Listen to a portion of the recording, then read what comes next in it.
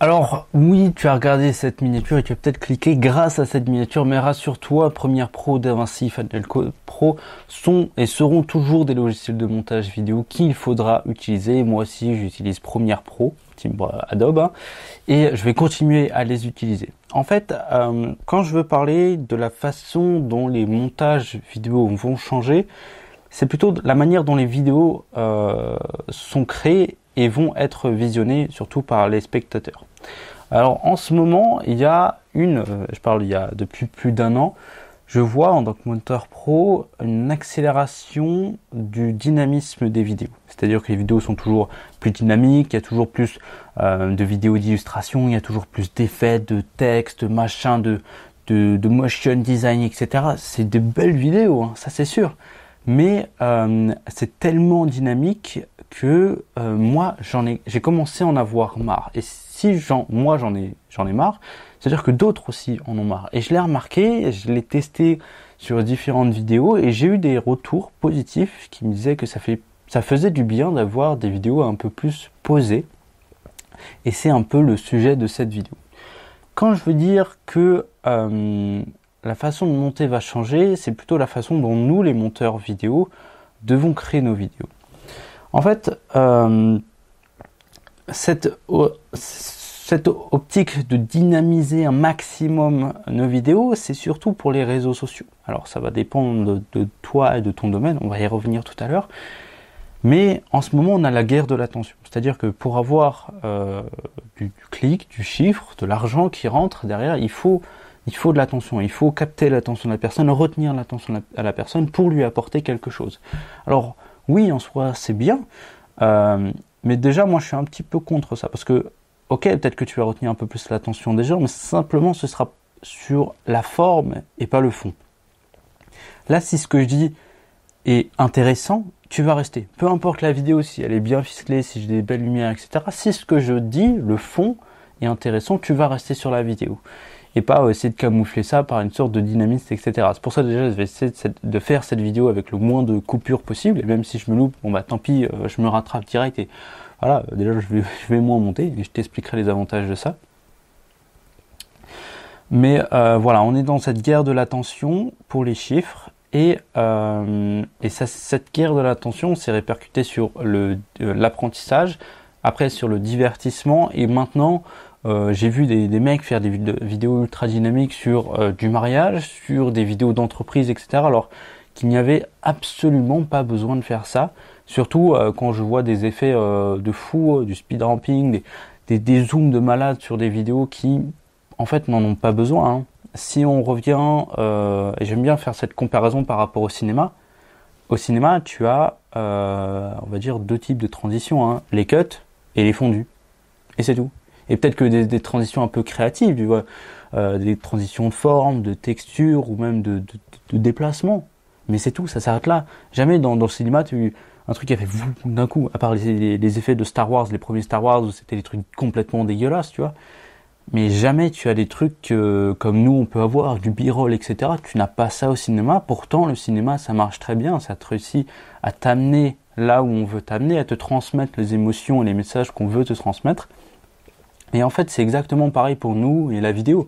Que ce soit des films d'entreprise, du clip, ou même voilà, des films de mariage, etc. Des fois, tu n'as pas besoin de faire des transitions de folie. Hein. Moi, ce que je fais, c'est de simples cuts. Et c'est tout, en fait. Des simples cuts, des petits zooms, et des fondus de temps en temps, très rarement. Parce que pour moi, c'est la base du montage, c'est la base de toute création vidéo. Ça sert à rien de faire des trucs de fou. Ça sert à rien d'essayer de réinventer la roue. Tu vas déjà te compliquer la vie, perdre du temps, et au final, si c'est des modes, il y a eu des modes il y a pas longtemps sur des effets de malade qui, bon, au début ils avaient l'air cool parce que personne ne les faisait, mais au bout d'un moment, quand tout le monde les faisait, bah, c'est devenu ringard. Le problème, c'est que tu as fait cette vidéo avec cet effet-là, et cet effet reste, il est ringard. Donc ta vidéo, au final, elle est ringarde. Alors que si tu avais fait une vidéo basique, comme d'habitude avec de simples cuts, bah, cette vidéo, elle sera pas ringarde, elle marcherait toujours en ce moment. C'est ça qu'il faut savoir. Aussi, on a eu cette guerre de l'attention, je l'ai remarqué parce que les gens en ont marre. Les créateurs de contenu en ont marre de créer toujours plus gros, plus de qualité et de plus gros volume. Je parle notamment que ce soit dans les vidéastes. Alors il faut savoir que côté anglais, on a Full Time Filmmaking, c'était le mec de là-bas, je connais pas son nom, mais il a décidé d'arrêter et de passer le flambeau au mec qui bossait avec lui. Mais lui, il a complètement décidé d'arrêter. Alors il s'est fait, on va dire, avoir par le trop crevant, en fait. Trop produire, d'essayer de faire toujours plus, etc. Moi, c'est pour ça que des fois, la plupart du temps même, je me pose juste dans mon studio et je parle d'un sujet en lien avec la vidéo. Je vous montre quelques trucs sur Premiere Pro, mais je fais pas des vidéos très très compliquées. Hein. Quand je fais des vidéos très très compliquées, c'est soit que je pars en voyage et que je fais un film de vacances, notamment mon vlog sur Auschwitz. Ça c'était aussi pour me créer des souvenirs à moi. Soit par exemple la caméra POV au foot que j'avais fait. Là, c'était juste une journée. Après, j'ai fait une grosse journée de montage, 6 ou 8 heures de montage sur la vidéo. Et puis c'est tout. Pour moi, c'est ça les vidéos les plus difficiles à tourner. Sauf si je dois aller dans d'autres lieux, etc. pour filmer. Mais j'essaie toujours de me débrouiller pour faire le minimum parce que j'ai pas besoin d'aller trop loin. Et c'est pour ça que je tiens autant sur la durée. C'est pour ça que ça fait déjà plus de 3 ans que je fais des vidéos. Et je vais continuer à en faire, tu vois. Aujourd'hui, je vais filmer 4, 5, 6 vidéos peut-être. Et je peux le faire parce que c'est pas très difficile, alors qu'il y en a d'autres qui passent des semaines à créer des vidéos. Alors certes, elles sont nickel, hein, t'as un storytelling de malade dessus, elles sont super bien, elles marchent bien, mais c'est crevant, et si elles ne marchent pas, les gens sont déçus, complètement. C'est comme tous les vidéastes qui publient des vidéos de voyage, de vacances, elles font très peu de vues, et c'est normal, c'est pas ce que recherchent les gens, et pourtant ils espèrent toujours que ça marche. Moi non, je fais pas ça pour les vues, je fais ça pour moi, pour me créer des souvenirs, etc. Et du coup, ça me permet de tenir dans le temps. C'est bien pour nous, tout ça. Pourquoi ? Parce que si tu vas te recommencer à refaire des vidéos beaucoup plus calmes, beaucoup plus posées, tu vois, cette vidéo, normalement, je crois que j'ai fait 1 ou 2 cuts au début si je me suis foiré. Et c'est plus calme, c'est plus posé. Tu peux l'écouter, te rapprocher de ton audience et aller plus loin. Et du coup, c'est bien pour nous, les monteurs, parce que on a moins de travail à faire. On a moins de travail, du coup on peut créer du contenu, plus de contenu peut-être, et au final peut-être que ce sera du contenu de meilleure qualité, au final, parce que tu prends plus de plaisir à le faire. Moi j'adore me poser devant la caméra, avec là j'ai un script qui fait une dizaine de lignes tout au plus, tu vois, et j'adore faire ça parce que je pars là où j'ai envie d'aller, j'ai envie de te parler de ce sujet-là, et du coup ça peut être plus intéressant pour certains, créer un plus gros lien, peut-être que la vidéo elle va mieux marcher, les gens ils vont préférer ça. Après, je te conseille pas de toujours faire le truc le plus mollement possible. Mais voilà, si tu faisais des vidéos d'entreprise, de mariage, etc., reste dans les basiques, reste sur le besoin profond de ton client et essaye pas d'être à tout prix le plus créatif possible. Alors oui, il y a des moments pour être créatif, il y a des façons d'être créatif, que ce soit par les mouvements, les transitions, les types de plans. Mais voilà, de créer des effets qui n'ont strictement rien à faire dans ce type de vidéo, ça ne sert à rien. Alors ok, mais comment faire du coup pour faire ce genre de vidéo ?